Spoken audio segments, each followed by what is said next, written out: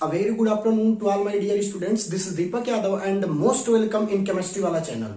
बच्चों, आज हम लोग बात करने जा रहे हैं अलाइलिक एंड बेंजाइलिक सब्स्टिट्यूशन के बारे में।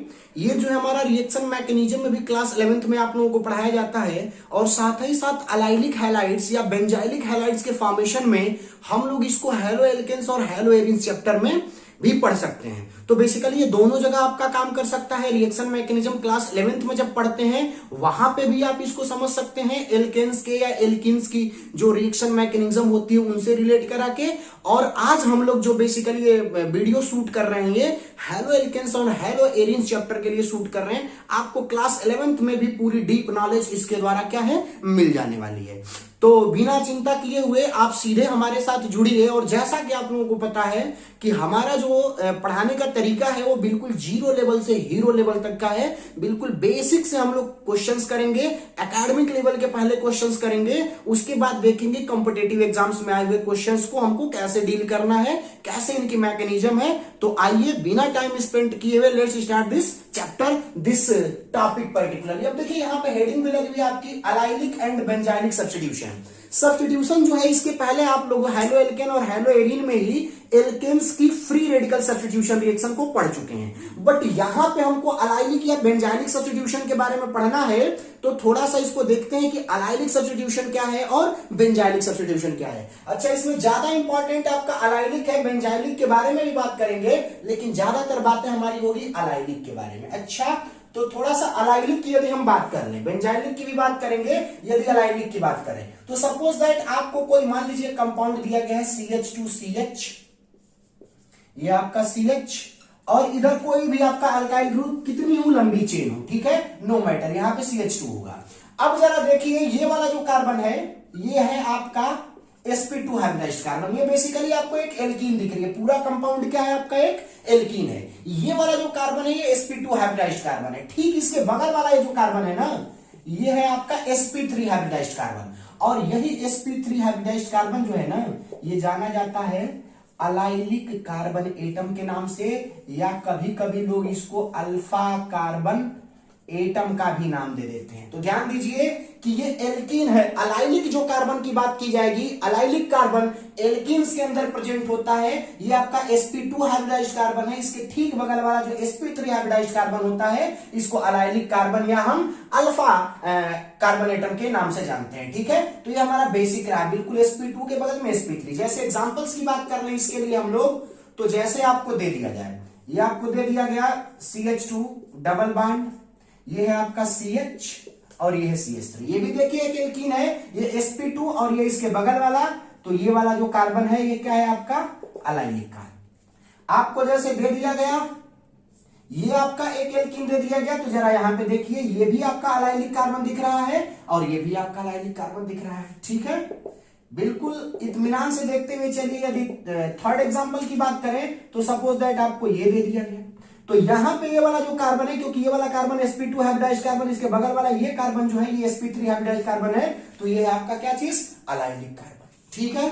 आप बिल्कुल इत्मीनान से इसको देखते हुए चलेंगे। जैसे मैं आपसे कह दूं कि यहां पे आपको एक कंपाउंड दिया गया है और इसकी यदि हम बात करें तो ये देखिए sp2 हाइब्रिडाइज्ड कार्बन, ये भी sp2 हाइब्रिडाइज्ड कार्बन। तो इसके लिए ये वाला sp3 हाइब्रिडाइज्ड कार्बन या फिर ये वाला sp3 हाइब्रिडाइज्ड कार्बन दोनों के दोनों आपके अलाइलिक कार्बन एटम है। या फिर आपको मान लीजिए ये कंपाउंड दे दिया गया, इसकी बात कर दी जाए तो ये देखिए ये भी sp2 हाइब्रिडाइज्ड कार्बन, ये भी sp2 हाइब्रिडाइज्ड कार्बन, तो ठीक इसके बगल वाला sp3 हाइब्रिडाइज्ड कार्बन इसको बोल लीजिए या फिर इस sp3 हाइब्रिडाइज्ड कार्बन को बोल लीजिए। तो ये आपका हो गया। चलिए ये एग्जांपल नंबर 4 हो गया, ये एग्जांपल नंबर 5 हो गया। तो मुझे लग रहा है कि आप लोग अलाइलिक कार्बन एटम को पहचानना सीख गए। इसको अलाइलिक बोलिए या अल्फा कार्बन एटम कि sp2 हाइब्रिडाइज्ड कार्बन के बगल वाला जो sp3 हाइब्रिडाइज्ड कार्बन है ये भी sp2, ये भी sp2, इसके बगल में sp3 दोनों के दोनों आपके अलाइलिक हो गए। sp2 बगल में sp3 अलाइलिक हो गया।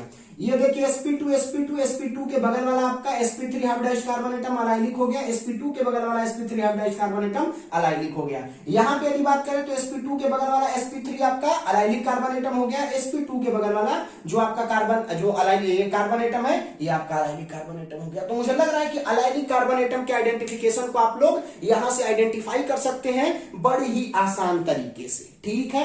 अब जरा देखिए थोड़ा सा बेंजाइलिक की भी यदि मैं साइड में बात कर लूं यहां पे इस बेंजाइलिक वाले की, तो देखिए बेंजाइलिक के लिए जरूरी है बेंजीन। क्या जरूरी है? बेंजीन। तो ये देखिए आपकी बेंजीन रिंग है।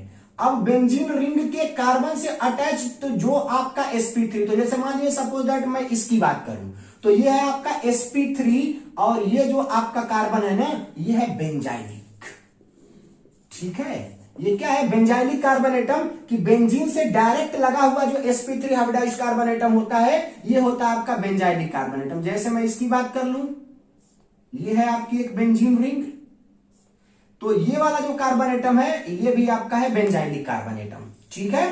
तो आप समझ सकते हैं अलाइलिक और बेंजाइलिक, तो इसकी बात थोड़ी सी हम लोग करेंगे, आगे भी हमको मिलेगा, बट मेन जो हमारा आज का टॉपिक है वो अलाइलिक सब्स्टिट्यूशन के बारे में है। अलाइलिक हैलाइड्स की बेसिकली हम बात करेंगे, हैलाइड्स की, जैसा कि आपको बताया जा चुका है कि ये हेलो एल्केन और हेलो एरिन चैप्टर के अंतर्गत हम लोग पढ़ रहे हैं। क्लास 11th की रिएक्शन मैकेनिज्म से भी आप इसको क्या कर सकते हैं? रिलेट करा के समझ सकते हैं बड़ी आसानी के साथ। तो मुझे लग रहा है कि अलाइलिक कार्बन एटम या अल्फा कार्बन एटम को पहचानना सीख गए। किसी एल्कीन के अंदर डबल बॉन्ड वाले कार्बन ऑर्गेनिक कंपाउंड के अंदर आपको यदि चेक करना है कि कौन सा कार्बन अलाइलिक है तो sp2 हाइब्रिडाइज्ड कार्बन के ठीक बगल वाला जो sp3 हाइब्रिडाइज्ड कार्बन होगा वही होने वाला है। आई होप कि आप सभी लोगों को मजा आ रहा होगा, समझ में आया होगा कि ये अलाइलिक कार्बन एटम क्या है।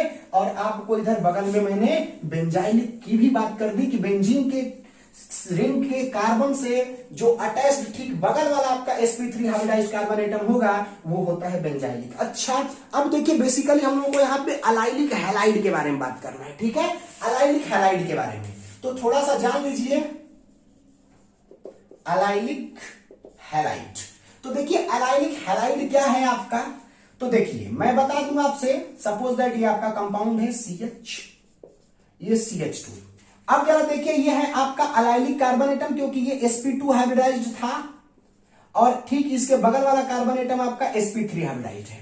यदि इसके साथ आपका कोई हैलोजन यहां पे लग गया तो ये जो X है इट में भी फ्लोरीन, क्लोरीन, ब्रोमीन और आयोडीन। अच्छा, आपको बता दें कि यहां पे जो फॉर्मेशन के मेथड्स हम लोग पढ़ेंगे ना वो मेनली इन्हीं दोनों लोगों के पढ़ेंगे, अलाइलिक क्लोराइड या अलाइलिक ब्रोमाइड की। ये फ्लोरीन और क्लोरीन आयोडीन के बारे में नहीं पढ़ेंगे क्योंकि इससे उसका फॉर्मेशन थोड़ा सा टिपिकल होता है, क्रिटिकल होता है, इसलिए हम लोग इनकी बात नहीं करने वाले हैं। तो मेनली आज के इस टॉपिक के अंतर्गत अलाइलिक क्लोराइड या अलाइलिक ब्रोमाइड का फॉर्मेशन हम लोग पढ़ेंगे कि कैसे सब्स्टिट्यूशन मेथड से आपका अलाइलिक क्लोराइड या अलाइलिक ब्रोमाइड का क्या हो रहा है, फॉर्मेशन हो रहा है। आल्दो ये हैलोजन आपका फ्लोरीन और आयोडीन के साथ साथ क्लोरीन और ब्रोमीन भी हो सकता है, बट यहाँ पे क्लोरीन और ब्रोमीन की हम लोग क्या करेंगे, बातें करेंगे ढेर सारी। तो मुझे लग रहा है कि आप लोग समझ पा रहे हैं। जैसे मैं कह दूं कि इसके एग्जांपल के तौर पे ये हो गया CH2, ये हो गया CH, और यहां पे यदि मैं कह दूं कि ये है CH2, ये है क्लोरीन,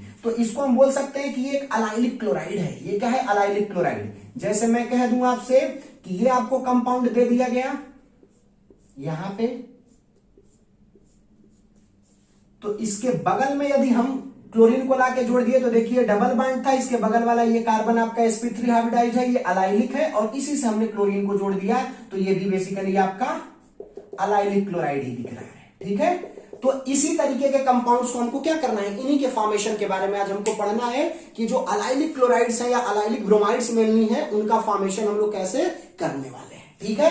तो आ जाइए जरा सा देखते हैं। तो एक बात ध्यान दीजिएगा कि इसमें देखिए फॉर्मेशन कैसे होगा। तो यदि मैं कह दूं आपसे कि यहां पे एक एल्कीन है और एल्कीन जो है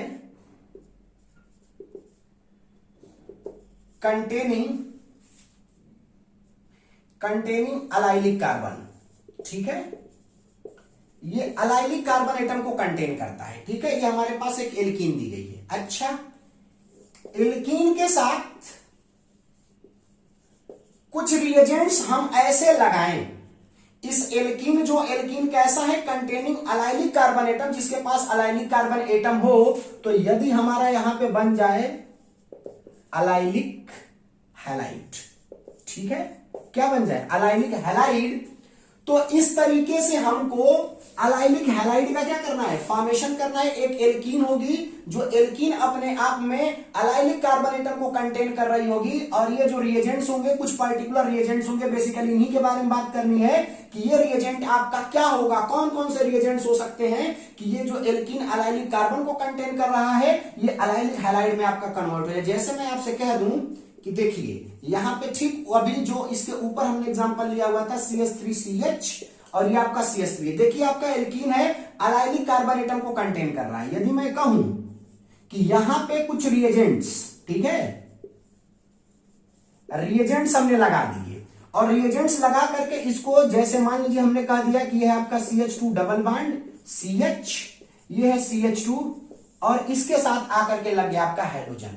तो ये रिएजेंट्स क्या क्या हो सकते हैं, इन्हीं के बारे में पढ़ना है। ये सबसे छोटा जो हमारा अलाइलिक एल्कीन है, ऐसा एल्कीन जो अलाइलिक कार्बन को कंटेन कर रहा है, तो ये सबसे छोटा है। कौन कौन से रिएजेंट्स का यूज करेंगे कि ये आपका अलाइलिक हैलाइड जो है क्या हो जाएगा, बन जाएगा, ठीक है, अलाइलिक हैलाइड। अच्छा, एक मुद्दे की बात और जान लीजिएगा यहां पे कि चूंकि ये है एल्कीन, और एल्कीन की जो कैरेक्टरिस्टिक रिएक्शंस होती है ना, वो होती है आपकी एडिशन रिएक्शन, कि ये आपका पाई बॉन्ड अनसैचुरेट होने के कारण ये दोनों, ये पाई बॉन्ड टूटता है, ये भी बॉन्ड बनाना चाहता है, ये भी बॉन्ड बनाना चाहता है, तो बड़ा सावधान रहना पड़ेगा इस रिएजेंट के साथ कि इनके साथ कोई छेड़खानी ना हो, ये एज इट इज रह जाए, और जो छेड़खानी हो ये इसके साथ हो, इस sp3 हाइब्रिडाइज्ड कार्बन के साथ हो, मतलब बोल सकते हैं एल्केन वाले कार्बन के साथ हो।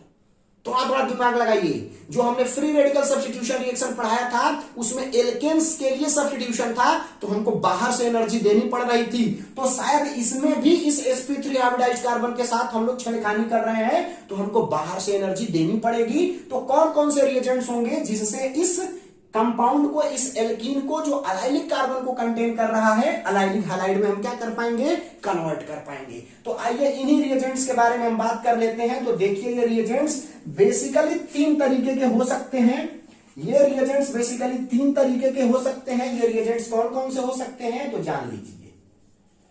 मोस्ट इंपॉर्टेंट, ये रिएजेंट सबसे पहला हो सकता है आपका H2HNu की प्रेजेंस में, क्योंकि देखिए जहां पे सब्स्टिट्यूशन रिएक्शन का नाम आ गया, आप लोग अभी अभी इसके पहले फ्री रेडिकल सब्स्टिट्यूशन रिएक्शन पढ़े एल्केन्स की, यहां पे भी एल्केन का ही सब्स्टिट्यूशन हो रहा है। इस वाले कार्बन को देखें तो ये sp3 हाइब्रिडाइज्ड कार्बन एटम है, मतलब एल्केन है, और एल्केन होने का मतलब ये हो गया कि सब्स्टिट्यूशन होगा तो हमको एनर्जी देनी पड़ेगी, तो इसलिए देखिए यहां पे HNu का यूज कर दिया, या आप चाहें तो यहां पे डेल्टा का यूज कर दीजिए। डेल्टा का मतलब क्या हो गया, हाई टेम्परेचर, ठीक है, हाई टेम्परेचर का बात करें तो जैसे हम बोल सकते हैं 700 से 800 केल्विन के बीच में, तो चाहे तो आप डेल्टा का साइन यूज कीजिए हाई टेम्परेचर का, या फिर आप चाहे तो H इंटू न्यू का यूज कर सकते हैं। यहां पे H2 होगा, ध्यान रहे कि ये H2 आपका क्लोरीन हो सकता है या ब्रोमीन हो सकता है। फ्लोरीन और आयोडीन के लिए हम नहीं लेंगे, उनका जो प्रिपरेशन है थोड़ा सा टफ होता है। अच्छा,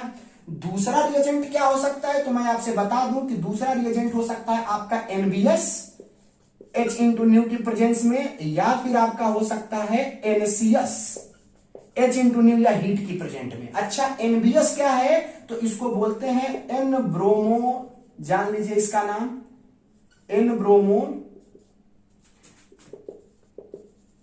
सक्सिनामाइड, ठीक है। ये N ब्रोमो सक्सिनामाइड को भी इसको हम इरेज करते हैं। N ब्रोमो सक्सिनामाइड को कैसे बनाते हैं इसके बारे में भी थोड़ी सी चर्चा की जाएगी, और इसका यदि बात करें तो ये NC, देखिए B से हो गया ब्रोमो और C से होगा क्लोरो, N क्लोरो सक्सिनामाइड, ठीक है। तो ये है आपका N क्लोरो सक्सिनामाइड और ये है आपका N ब्रोमो सक्सिनामाइड। यदि इनका स्ट्रक्चर बना करके दिखा दें हम आपको तो दिस इज नाइट्रोजन। ये कैसे बनाया जाएगा लास्ट में इस वीडियो के हम बताएंगे आपको, बड़ा ही मजेदार एक पॉइंट। इस नाइट्रोजन के साथ हमने ब्रोमीन को ला करके क्या कर दिया, यहां पे ज्वाइन कर दिया, ठीक। अब इसी ब्रोमीन के जगह पे C है तो क्लोरीन को हम ला के जोड़ दें तो ये हो गया आपका नाइट्रोजन, ये हो गया आपका ऑक्सीजन, ये हो गया ऑक्सीजन, और ये हो गया क्लोरीन, तो ये हो गया NCS एन क्लोरोसक्सिनामाइड, और ये हो गया एन ब्रोमोसक्सिनामाइड। तो आप समझ सकते हैं कि इससे अलाइलिक ब्रोमाइड बनेगा और इससे अलाइलिक क्लोराइड बनेगा, क्योंकि ये क्लोरीन है तो क्लोराइड बनेगा अलाइलिक, और ब्रोमीन है तो अलाइलिक ब्रोमाइड बनेगा। अच्छा, तीसरा भी एक रिएजेंट होता है आपका सल्फ्यूरिल क्लोराइड, ठीक है, जिसका फार्मूला है SO2Cl2, और इसके साथ भी आप H*Nu का क्या कर दीजिए, यूज कर दीजिए। तो देखिए ये तीन रिएजेंट्स आपके हो गए। या तो H2 को बहुत हाई टेम्परेचर के साथ जो हैलोजन है क्लोरीन या ब्रोमीन, ये बहुत हाई टेम्परेचर सनलाइट की प्रेजेंस में हाई टेम्परेचर पे ले सकते हैं। NBS जो हमारा एन ब्रोमोसक्सिनामाइड है, इससे बेसिकली ब्रोमिनेशन होगा, या NCS को लेंगे तो एन क्लोरोसक्सिनामाइड। ध्यान रहे कि यहाँ पे टेम्परेचर है। अच्छा, इसके केस में टेम्परेचर का कोई बहुत खास इफेक्ट नहीं है, लेकिन यहाँ पे टेम्परेचर कोई नहीं भूलेगा, यहाँ पे भी आपको लगाना ही पड़ेगा। और तीसरा जो है आपका वह सल्फ्यूरिल क्लोराइड SO2Cl2। आप समझ सकते हैं कि HNO के प्रेजेंस में SO2Cl2, तो ये क्लोरिनेशन हो सकता है, ठीक है। तो ये तीन तरीके के रिएजेंट्स हैं जो उन कंपाउंड्स को एलाइलिक हैलाइड्स में क्या कर सकते हैं, कन्वर्ट कर सकते हैं। जैसे आपके एकेडमिक लेवल पे देखिए क्वेश्चंस आएंगे तो कैसे आपको डील करना है, इनको याद रख लीजिए। अब जरा देखिएगा, बिल्कुल एक छोटा सा क्वेश्चन आप लोगों के सामने प्रस्तुत करेंगे और सारा का सारा आप लोग यहां से समझ जाएंगे, ठीक है। देखिए एक छोटा सा क्वेश्चन आपके सामने है, या एग्जाम्पल इसको बोल लीजिए। जैसे मैं कह दूं कि ये है आपका CH2 डबल बॉन्ड CH2 और ये है आपका CH3, ठीक है। अब जरा देखिएगा, इसके ऊपर भी एक ले लेना है। यहां पे हमने ले लिया Cl2 और यहां पे HNu ले लिया। इसका प्रोडक्ट क्या बनेगा, हमने यहां पे ले लिया Br2 और यहां पे बोल दिया कि हाई टेम्परेचर है। अच्छा, इसके अलावा हमने यहां पे ले लिया SO2Cl2, यहां पे भी दिखा दिया H*Nu। अब जरा देखिए, यहां पे हमने ले लिया NBS, यहां पे H*Nu का यूज कर दिया, यहां पे ले लिया NCS, यहां पे भी H*Nu का यूज कर दिया। तो इन सबका प्रोडक्ट बनाना है। देखिए कितना आसान है, बहुत मजेदार है। आप सभी लोग इसको मिनटों में समझ जाएंगे, मिनट नहीं लगेगा। तो जरा देखिएगा कि ये sp2 हाइब्रिडाइज्ड कार्बन था, इसके ठीक बगल वाला ये क्या है आपका sp3, तो यही वाला क्या है, अलाइलिक, ठीक है, अलाइलिक है। अब जरा देखिए यहां पे क्लोरीन तो है, लेकिन यहां पे H*Nu है। H*Nu देखिए यहां पे भी हाई टेम्परेचर, यहां पे भी हाई टेम्परेचर, यहां पे भी हाई टेम्परेचर, यहां पे भी हाई टेम्परेचर, यहां पे भी हाई टेम्परेचर। तो एक बात बता देना कि जहां पे H*Nu मतलब हाई टेम्परेचर का यूज कर दिया जाए, वहां पे आप लोग समझ लीजिएगा कि ये सबस्टिट्यूशन ही होने वाला है। और वो भी सबस्टिट्यूशन पता है कैसा होगा, फ्री रेडिकल। तो आपको बता दें कि इन सारे रिएजेंट्स के साथ जो इसके अलाइलिक हैलाइड के बनाने का जो मैकेनिज्म होता है ना, वो होता है फ्री रेडिकल सब्स्टिट्यूशन मेथड, जो कि अभी अभी हमने आपको एल्केन्स से अल्काइल हैलाइड के फॉर्मेशन में फ्री रेडिकल सब्स्टिट्यूशन मेथड पढ़ाया है। 3 स्टेप्स में चेन का इनिशिएशन क्या है, चेन का प्रोपेगेशन क्या है और चेन का टर्मिनेशन क्या है। तो आप समझ सकते हैं कि 3 स्टेप में पहले हैलोजन जो है वो आपका हैलाइड है, वो हैलोजन फ्री रेडिकल में कन्वर्ट होता है, फिर चेन का प्रोपेगेशन होता है, अल्काइल फ्री रेडिकल बनता है। तो ये तमाम चीजें, तो जहां पे H*Nu या हाई टेम्परेचर आपको दिख गया, वहां से दिमाग में एक मोटा मोटी कॉन्सेप्ट आ जाना चाहिए कि ये फ्री रेडिकल सब्स्टिट्यूशन तरीके का कुछ ना कुछ होने वाला है, ठीक है। ये बात हमेशा ध्यान होनी चाहिए आप लोगों को। अब जरा देखिएगा यहाँ पे, तो ये Cl2 है, H*Nu है, पहचान गए कि यदि हाई टेम्परेचर है H2 है और यहाँ पे अलाइलिक है, तो आपका अलाइलिक सब्स्टिट्यूशन होगा। और जरा देखिए इसका पहले का कंपाउंड क्या बनेगा, ये बन जाएगा CH2 डबल बॉन्ड CH।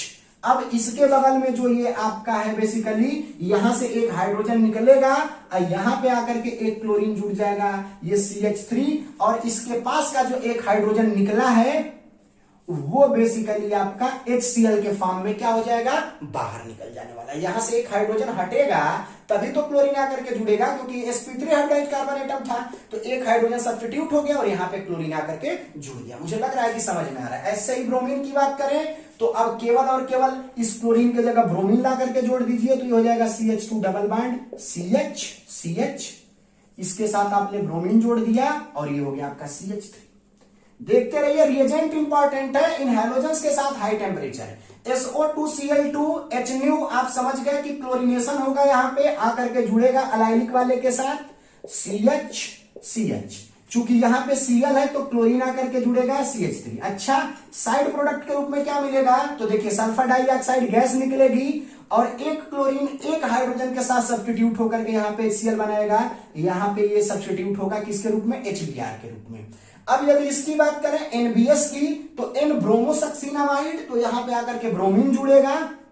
तो देखिए ध्यान से CH2CH यहां पे जुड़ गया Br और ये हो गया CH3 और यहां पे आपका हो गया HBr। NCS है तो ये N क्लोरोसक्सिनामाइड है, तो अलाइलिक कार्बन के साथ क्लोरीन आके जुड़ेगा, तो ये हो गया CH2 डबल बॉन्ड CH, ये हो गया क्लोरीन, ये हो गया आपका CH3 प्लस यहां से सब्स्टिट्यूट हो गया HCl। तो मुझे लग रहा है कि आप समझ गए कि यदि एल्कीन के अंदर अलाइलिक कार्बन एटम प्रेजेंट है और H2 आपका HNO के प्रेजेंस में हाई टेम्परेचर है, क्लोरीन है या ब्रोमीन है, तो आपका अलाइलिक सब्स्टिट्यूशन होगा, ये डबल बॉन्ड प्रोटेक्ट रह जाएगा। यहाँ पे एल्कीन जो एडिशन रिएक्शन शो नहीं करेगा, जो sp3 हाइब्रिडाइज्ड कार्बन एटम्स हैं ये सब्स्टिट्यूशन रिएक्शन शो करेंगे, वो भी किस मैकेनिज्म से, free radical substitution reaction mechanism से। SO2Cl2 सल्फ्यूरिक क्लोराइड तब भी यही होगा, NBS होगा N ब्रोमोसक्सिनामाइड, तो यहाँ पे ब्रोमीन जुड़ेगा, NCS N क्लोरोसक्सिनामाइड, तो यहाँ पे क्लोरीन जुड़ेगा। मुझे लग रहा है कि ओवरऑल आप लोग इसको क्या कर पाए, समझ पाए। अब जरा आइए कुछ और छोटी छोटी बातें हम लोग कर लेते हैं, एक दो क्वेश्चंस और करते हैं, आप लोग समझ जाएंगे, ठीक है। तो इसमें जो सबसे पहला आपका था, सबसे फर्स्ट वाला, तो फर्स्ट वाला ये था आपका अलाइलिक हैलाइट फ्रॉम X2H से, जहां पे X2 आपका या तो Cl2 या फिर Br2 हो सकता है, ठीक है। तो इस पे थोड़ा क्वेश्चन हम लोग कर लेते हैं। जैसे मैं कहूं कि ये कंपाउंड दिया है, ये देखिए एल्कीन है, sp2 हाइब्रिडाइज्ड, तो ये sp3 हाइब्रिडाइज्ड कार्बन है, ये भी sp3 हाइब्रिडाइज्ड कार्बन है। यदि मैं कहूं कि यहाँ पे Cl2 और यहाँ पे H इंटू न्यू का यूज कर दिया गया, तो ये या तो यहाँ पे आके जुड़ जाएगा या तो यहाँ पे, तो आप ला करके जोड़ दीजिए। ये जरा देख लीजिए, ये क्लोरीन और यहां से HCl आपका बाहर निकल गया। यदि मैं आपसे कह दूं कि ये आपको कंपाउंड दिया गया है, या फिर आप सीधे सीधे यहां पे देख सकते हैं ये कंपाउंड है आपका, तो इसके साथ सपोज दैट चलिए हमने ब्रोमिनेशन करा दिया H इंटू न्यू के प्रेजेंस में, तो यहां पे भी sp2 बगल वाला जो sp3 हाइब्रिडाइज्ड कार्बन है ये अलाइलिक है। आप जो है कि यहां पे ब्रोमीन को ला करके जोड़ सकते हैं और ये हो गया आपका HBr। देखिए कितना मजा आ रहा है, बहुत मजा आ रहा है, मुझे तो पर्सनली बहुत मजा आ रहा है।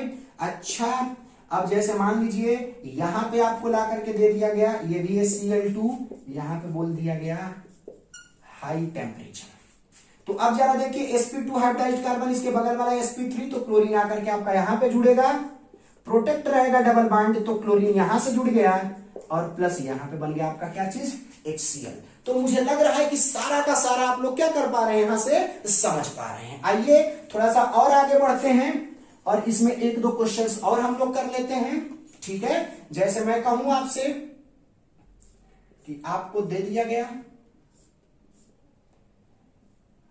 ये कंपाउंड दे दिया गया है प्लस Br2, इसको बोल दिया 700 से 800 केल्विन टेम्परेचर। सबको पता है कि अलाइलिक सब्स्टिट्यूशन होगा, ये डबल बॉन्ड है, या तो ब्रोमीन यहां पे आके जुड़ जाएगा या फिर ब्रोमीन यहां पे जुड़ जाएगा, तो जहां मन करे वहां पे ले जाकर के जुड़ दीजिए, क्योंकि ये है अलाइलिक, ये है अलाइलिक। शुरू में आइडेंटिफिकेशन भी बताया था, तो यहां पे बेसिकली आपका आकर के लग जाएगा ब्रोमीन और यहां से निकल जाएगा आपका क्या चीज, HBr। मुझे लग रहा है कि आप लोग इसको क्लियरली क्या कर चुके हैं, समझ चुके हैं, अब बड़ा ही मजा आ रहा होगा। अच्छा, अब जरा देखिए कुछ और बढ़िया क्वेश्चंस आप लोगों के सामने लेके आते। जैसे एक और क्वेश्चन है, मैं कहूं आपसे कि ये देखिए जरा, ये एक कंपाउंड दिया हुआ है Cl2 और यहां पे हाई टेम्परेचर दे दिया, तो अब जरा देखिए ये कार्बन आपका बेंजाइलिक कार्बन है, तो ध्यान दीजिएगा कि जो X2 और हाई टेम्परेचर है ना, ये बेंजाइलिक हैलोजिनेशन भी करता है, यहां पे भी जाकर के सब्स्टिट्यूशन हो जाएगा, एक क्लोरीन जुड़ जाएगा और हाइड्रोजन वहां से हट जाएगा, तो यहां पे भी आपका पॉसिबल है। ये जरा देख लीजिए, यहां पे आकर के इसके साथ बेसिकली क्लोरीन जुड़ गया और यहां पे HCl बाहर। अच्छा, कई लोग ऐसे लिख देते हैं जल्दी जल्दी में, देखिए कितना बड़ा गलती करेंगे वो लोग ऐसे। अरे भैया, ये क्लोरीन इस कार्बन से जुड़ेगा ना, और ऐसे यदि आपने दिखा दिया मतलब ये क्लोरीन इससे जुड़ा हुआ है, इससे थोड़ा एलाइलिक सब्स्टिट्यूशन आपका हो रहा है। यहां पे sp3 वाला है ना, ये sp3 वाला है, आप ऐसे कर देंगे तो सरासर क्या हो जाने वाला है, गलत हो जाने वाला है। तो ध्यान दीजिएगा इस बात का, ठीक है। अक्सर बच्चे गलतियां कर देते हैं। चलिए, यहां तक की बातें हो गई। अब एक क्वेश्चन और धमाकेदार आप लोगों के सामने मैं रख रहा हूं, आप सभी लोगों को उसका जवाब देना है। देखिए कितना मजेदार क्वेश्चन है। वीडियो को सभी लोग पॉज करेंगे और पॉज करके इसका आंसर देंगे। जैसे हमें कहूं CH2CH, ये है CH3, और जरा देखिएगा हमने यहां पे ले लिया Br2, ये है HNu, हमने यहां पे ले लिया Br2, इसको और थोड़ा नीचे लेते हैं,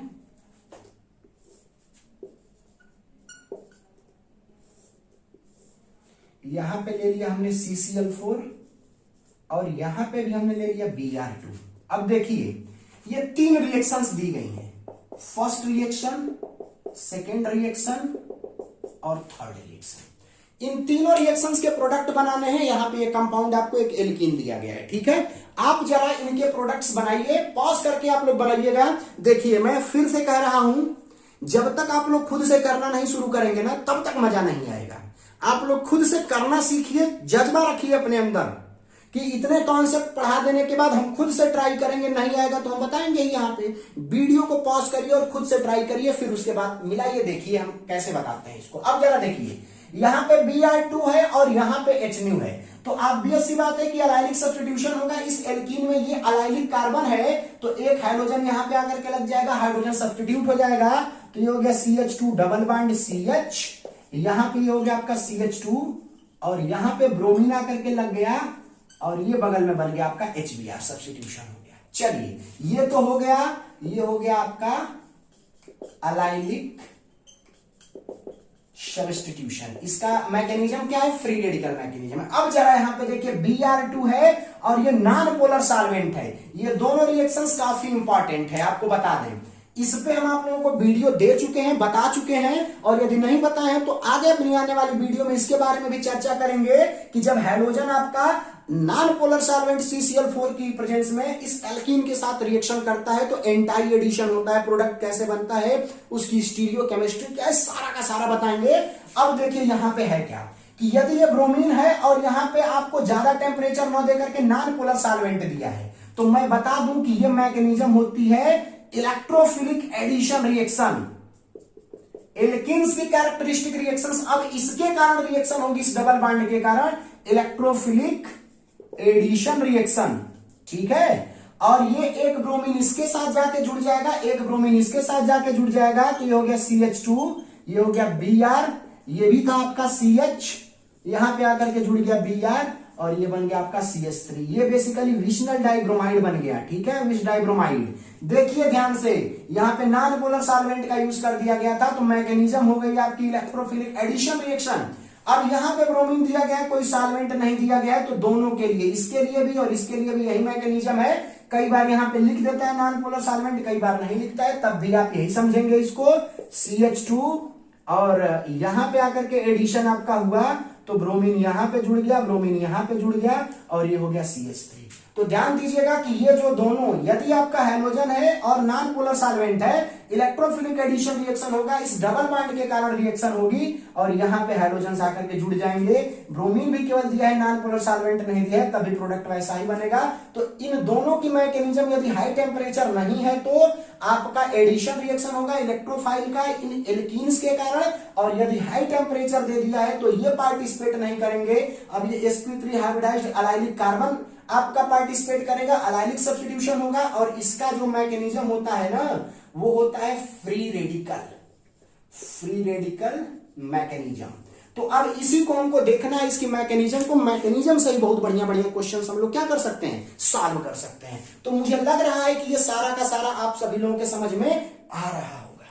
आइए, मुझे तो बहुत मजा आ रहा है, पता नहीं आप लोगों को मजा आ रहा है कि नहीं आ रहा है।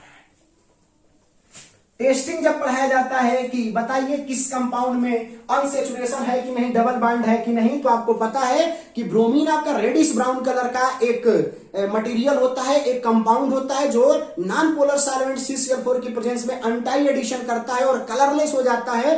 कलरलेस होना ही इस बात की गवाही होती है, जो नीचे वाले रिएक्शंस आपके दिए गए थे वो बेसिकली कंपाउंड के अंदर अनसैचुरेशन की टेस्टिंग के लिए उसका हम क्या करते हैं, यूज करते हैं। इस पर भी एक वीडियो हम बना करके आप लोगों को देंगे, ठीक है। अब जरा देखिए इसकी मैकेनिज्म पढ़ लेते हैं, ठीक है। इसकी क्या पढ़ लेते हैं, मैकेनिज्म।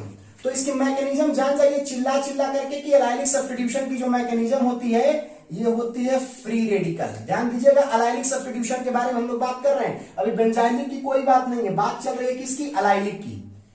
तो ये है फ्री रेडिकल सब्स्टिट्यूशन मेथड, ठीक है। फ्री रेडिकल सब्स्टिट्यूशन मेथड बिल्कुल वैसे ही जैसे एल्केन्स की फ्री रेडिकल सब्स्टिट्यूशन मेथड होती है। तो इसमें देखिए जो स्टेप नंबर 1 है, इसमें होता है चेन का इनिशिएशन। और चेन का इनिशिएशन कैसे होता है, जो X2 होता है वो हाई टेम्परेचर या HNu की प्रेजेंस में ये इन फ्री रेडिकल्स में क्या हो जाता है, टूट जाता है, ठीक है। अब जरा देखिए पहला स्टेप था, स्टेप नंबर 2 इंपॉर्टेंट है, इसी से आपके सारे के सारे क्वेश्चंस बनते हैं, मैकेनिज्म बेस्ड जो भी हैं। अब इसमें जो भी आपको दिया गया है, तो सपोज दैट चलिए हमने बोल दिया CH2CH, ये हो गया आपका CH2R, या हम सीधे सीधे फॉर एग्जांपल हमने इसको ले लिया है, ठीक है। ये कोई जरूरी नहीं है कि यही वाला होगा। अब जरा देखिएगा इसके ऊपर इसका क्या होने वाला है, अटैक होने वाला है। और अटैक होने के बाद से अब ये फ्री रेडिकल इसके ऊपर अटैक करता है, इसके साथ कोई छेड़खानी नहीं। याद कीजिए free radical substitution reaction of alkene, ये इसके ऊपर अटैक करेगा तो देखिए क्या बनाएगा, CH2 डबल बॉन्ड CH, ये हो जाएगा CH2 फ्री रेडिकल, और यहां से एक हाइड्रोजन इसके साथ निकल करके और ये इसका फॉर्मेशन कर लेगा। अब जरा देखिएगा ये जो है ना, यही स्टेप जो है आपकी, यही है rate determining step.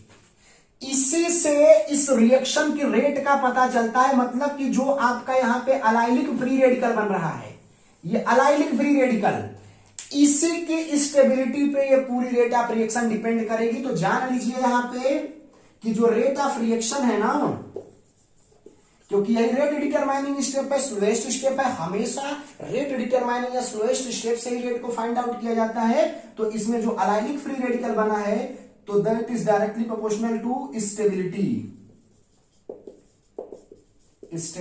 Of allylic free radical. देखिए कितनी इंपॉर्टेंट बात है कि अलाइलिक फ्री रेडिकल की स्टेबिलिटी से ही ये पूरी रेट ऑफ रिएक्शन क्या होगी, इफेक्ट होगी। आगे भी आपके स्टेप्स हैं, चेन का टर्मिनेशन, वो सारा का सारा, लेकिन उसके बारे में हम बात ही नहीं करेंगे। हम अपने free radical substitution reaction alkanes में पढ़ चुके हैं, तो टाइम बर्बाद करने का कोई फायदा नहीं है। आप वहां से जाकर के देख सकते हैं मेरे वीडियोस में free radical substitution reaction alkanes की कैसे हाइड्रो एल्केन्स को बनाते हैं, तो पूरा का पूरा मैकेनिज्म वहां पे बताया गया है। यहां पे केवल हमारे लिए इंपॉर्टेंट ये सेकेंड स्टेप था, rate determining step, free radical की स्टेबिलिटी। तो इसकी स्टेबिलिटी अब बता दें, स्टेबिलिटी जो इसकी होती है ना, ये स्टेबिलिटी जो होती है ये प्लस आई इफेक्ट के कारण बढ़ती है, हाइपर कॉन्जुगेशन के कारण बढ़ती है इसकी स्टेबिलिटी, और रेजोनेंस के कारण। यदि फ्री रेडिकल आपका रेजोनेंस स्टेबलाइज्ड है तब भी फ्री रेडिकल जो आपका होगा ये अलाइलिक फ्री रेडिकल वो स्टेबल होगा। यदि हाइपर कॉन्जुगेशन हो रहा होगा, नो बॉन्ड रेजोनेंस, तब भी अल्फा हाइड्रोजन जितने ज्यादा होंगे फ्री रेडिकल की स्टेबिलिटी उतनी ज्यादा होगी, या प्लस आई इफेक्ट के द्वारा ये प्रभावित होती है। जितना ज्यादा प्लस आई इफेक्ट होगा उस फ्री रेडिकल के लिए उतना ही ज्यादा स्टेबल होगा। अच्छा, अब इस पे आइए एक आध क्वेश्चन करते हैं तो हमको समझ में आएगा। स्टेप 2 इसमें स्टेप 3 भी है, लेकिन उसका यहाँ पे कोई इंपॉर्टेंस नहीं है। तो आइए इस मैकेनिज्म बेस्ड एक दो क्वेश्चन हम लोग कर लेते हैं, तो हम लोगों के समझ में पूरा का पूरा आ जाएगा। तो देखिए यहां पे मैकेनिज्म बेस्ड हम लोग कुछ क्वेश्चंस करते हैं। जैसे मैं आपसे कह दूं कि यहां पे एक कंपाउंड आपको दे दिया गया है, मान लीजिए सपोज दैट ये कंपाउंड दे दिया गया, इसको कह रहा है कि इसका क्लोरीनेशन कराइए in the presence of HBr। अब जरा देखिए, पहले स्टेप में यहां से ये फ्री रेडिकल बनेगा और दूसरे स्टेप में इसका जो होगा स्टेप 2 की ही सीधे हम लोग बात करेंगे, फर्स्ट की बात ही नहीं करेंगे। फर्स्ट में हम मान लेंगे कि ये बना है। अब देखिए ये इसके ऊपर अटैक करेगा स्टेप नंबर 2 में, तो इससे देखिए क्या बनेगा, फ्री रेडिकल। तो ये जो है अटैक कर सकता है इसके ऊपर। कहां अटैक कर सकता है, ये sp2 हाइब्रिडाइड है, अलाइलिक कार्बन ये है, तो ये इसके ऊपर अटैक करेगा फ्री रेडिकल। तो जरा देखिए कि ऐसा फ्री रेडिकल बन रहा है। अब देखिए ये फ्री रेडिकल, ये सिग्मा बॉन्ड और ये क्या है आपका डबल बॉन्ड, ये है रेजोनेंस में, कॉन्जुगेशन में है। ये देखिए फ्री रेडिकल सिंगल बॉन्ड और ये डबल बॉन्ड आपका कॉन्जुगेशन है यहाँ पे, और कॉन्जुगेशन के द्वारा रेजोनेंस होता है। तो हम यहाँ पे रेजोनेंस करा देंगे, तो ये वाला उठ के यहां जाएगा और ये यदि उठ के यहां चला जाए तो फ्री रेडिकल यहां पे चला गया और ये जो है डबल बॉन्ड आपका यहाँ पे चला गया। तो अब देखिए इसमें रेजोनेंस हुआ, एक फ्री रेडिकल ये बन सकता था, दूसरा ये। अब कौन सा मेन होगा, किसके ऊपर क्लोरीन जो है ये क्लोरीन के साथ रिएक्ट करके प्रोडक्ट देगा, तो इन दोनों की स्टेबिलिटी पे डिपेंड करेगा। अब जरा देखिएगा ये वाला फ्री रेडिकल, ये वाला फ्री रेडिकल इसके साथ रेजोनेंस में है, ठीक है। और यहां पे देखिए ये मिथाइल है, एक कार्बन है तो ये मिथाइल है और मिथाइल का होता है प्लस आई इफेक्ट। तो जरा देखिएगा ये free radical plus I effect के द्वारा भी प्रभावित हो रहा है, रेजोनेंस के द्वारा भी हो रहा है। ये वाला फ्री रेडिकल इसके साथ कॉन्जुगेशन में है, तो यहां पे केवल और केवल आपका रेजोनेंस है।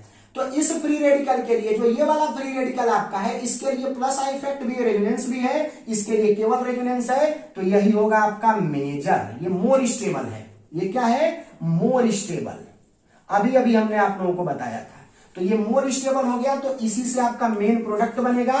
तो अब जरा देखिए ऐसे बन गया आपका मेन प्रोडक्ट, क्लोरीन यहां पे जाके लग गया, यहां पे Cl आप सीधे सीधे ही बना सकते थे। ये sp2 हाइब्रिडाइड कार्बन था और ये जो है आपका ये अलाइलिक कार्बन था, तो इसके ऊपर आके क्लोरीन जुड़ जाएगा और बाकी सब्स्टिट्यूशन हो जाएगा। लेकिन स्टेप नंबर 2 हमारे लिए इंपॉर्टेंट था, यहां से फ्री रेडिकल बना, ये इसके साथ रेजोनेंस में था, तो कॉन्जुगेशन में, तो कॉन्जुगेशन के कारण हमने एक और स्ट्रक्चर बनाई। यहां पे केवल रेजोनेंस है, यहां पे रेजोनेंस है प्लस आई इफेक्ट, ये वाला ज्यादा स्टेबल है, इसके कारण प्रोडक्ट ये वाला बना। इसके कारण यदि बनाते तो ये भी एक प्रोडक्ट बन सकता था, लेकिन ये जो है ये माइनर होता, ये क्या होता, माइनर होता, और ये क्या है आपका मेजर है। तो मुझे लग रहा है कि आप लोग ये सारी की सारी बातें क्या कर पा रहे हो, यहां पे समझ पा रहे हैं, ठीक है। चलिए बहुत ही अच्छी बात है।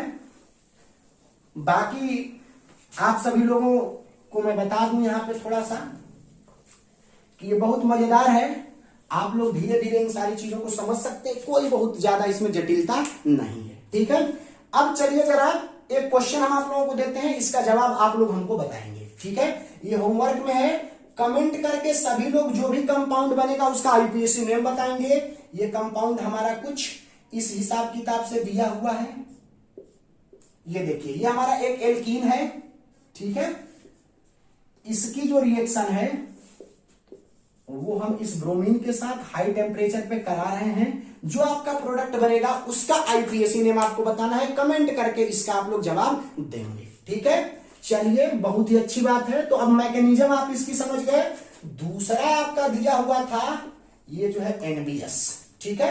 या एनबीएस से पहले चलिए हम थोड़ी सी बात कर लें। जो सल्फ्यूरिल क्लोराइड आपको दिया हुआ था दूसरा SO2Cl2 और ये H इंटू न्यू, या आप यहां पे हीट की बात कर सकते हैं तो आप कोई सा भी ले लीजिए। CH2 डबल बॉन्ड, ये हो गया CH, ये हो गया CH2, ये हो गया आपका CH3, यहां से चलिए ठीक है इसको CH2 ही कर देते हैं, ये CH3 आपका हो गया। अब यदि मैं आपसे कहूं कि यहाँ पे SO2Cl2 और यहाँ पे हीट है, तो मैकेनिज्म वही है फ्री रेडिकल वाली, केवल इसका प्रोडक्ट जान जाइए आप लोग। तो ये इस अलाइलिक कार्बन के ऊपर क्लोरीन आके अटैक कर देगा, तो देखिए क्या बना लेगा। ये हो गया CH2 डबल बॉन्ड,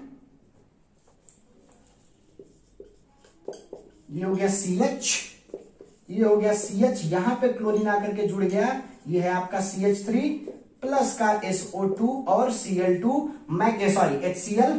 इसकी भी मैकेनिज्म वही है, फ्री रेडिकल सब्स्टिट्यूशन मेथड। अब इसमें बताने की कोई जरूरत नहीं है, फ्री रेडिकल की स्टेबिलिटी के बेस पे आप सारा का सारा यहां पे क्या कर सकते हैं, चेक कर सकते हैं। चलिए अब जो है इससे रिलेटेड बहुत ज्यादा क्वेश्चंस आपको नहीं मिलने वाले हैं। जैसे इसके साथ कुछ और रिएक्शंस यदि मैं आपको दिखा दूं तो इसकी रिएक्शंस जो है वो कुछ इस हिसाब किताब से SO2Cl2 हीट ले जाकर के ज्वाइन कर दीजिए। यदि यहाँ पे डबल बॉन्ड था तो यहाँ पे क्लोरीन लगा दीजिए, चाहे यहाँ पे क्लोरीन लगा दीजिए, और यहाँ पे हो गया यही आपका HCl। ठीक है, इसी हिसाब किताब से आपको यदि कंपाउंड्स दिए जा रहे हैं, ये हो गया। इसके ऊपर यदि आपको दिखाना हो SO2Cl2, यहाँ पे भी हीट है, अलाइनिक पोजीशन पे ले जाकर के कहीं भी लगा दीजिए, चाहे ऊपर चाहे नीचे, हम यहाँ पे लगा दे रहे हैं, ये बन गया।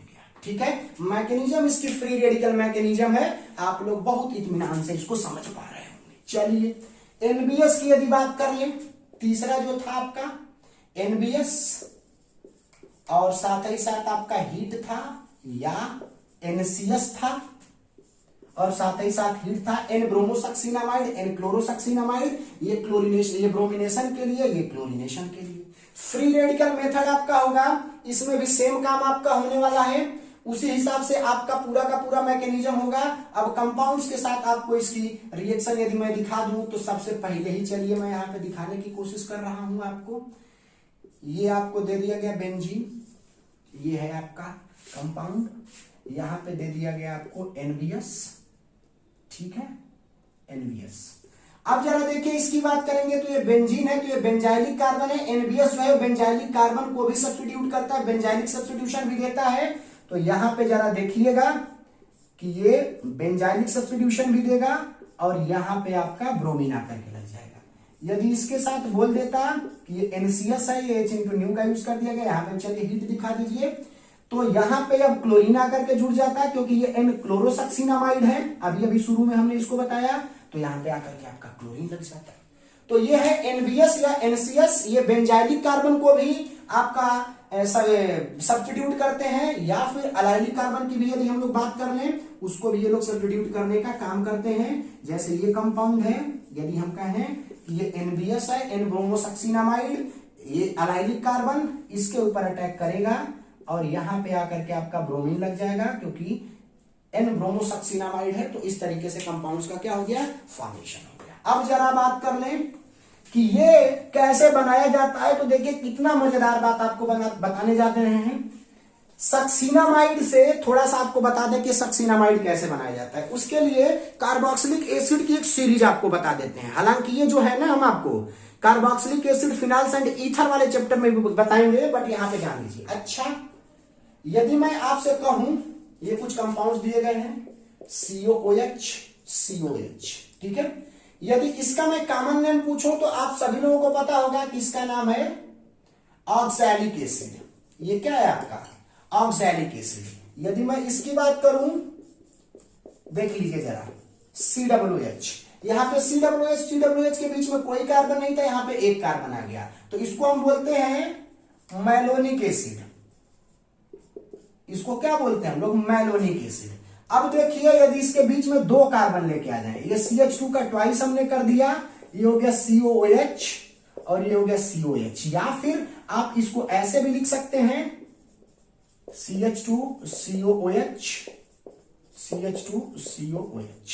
तो ये देखिए, इसको हम बोलते हैं सक्सिनिक एसिड।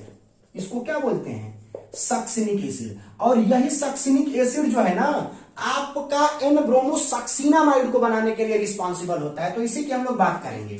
तो देखिए जो आपका सक्सिनिक एसिड है, तो देखिए ऑक्सैलिक एसिड, मैलोनिक एसिड, ये है आपका सक्सिनिक एसिड। इसके अलावा भी आपके एसिड्स हैं, जैसे मैं आपसे कह दूं CH2, ये हो गया CH2, अब ये हो गया COOH, ये हो गया COH। देखते रहिएगा, यहां पे दो COH के बीच में एक भी कार्बन है, यहां पे दो के बीच में एक, यहां पे दो के बीच में दो, यहां पे दो के बीच में तीन, एक एक कार्बन केवल बढ़ाते हैं। देखिए कितनी बढ़िया सीरीज है।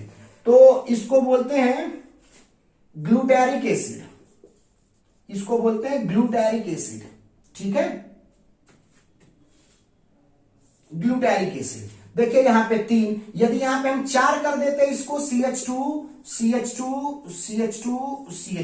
ठीक है।